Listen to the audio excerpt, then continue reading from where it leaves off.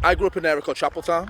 So growing up in Chapeltown, it was a situation where, like, I enjoyed it. So as a kid, it was, from my experience, everyone outside of Chapeltown said, "Oh, it's a bad place to live and it's the rough area and all the rest of it." But for me, it was the community-based area. You know, we all knew each other. We also, yeah, you had fights. Yeah, you had, fallouts and discrepancies.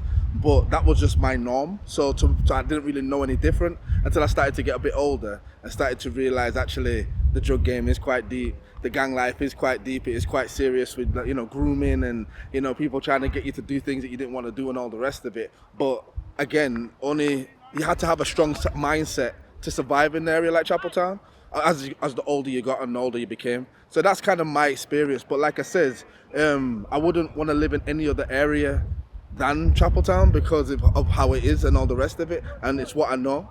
So, and areas that when I go to like London or Birmingham, I try to look for the areas that are similar to Chapeltown for what I feel comfortable in my experience anyway. Yeah, talk to me about, let's say, quote unquote, the bad side of Chapeltown and some of the things that you saw growing up. Did that ever affect you personally in any sort of way? Yeah, so there is traumas. I've been not myself involved in shootouts, but I've been around in vicinities where they've happened, where I've had lucky scripts myself.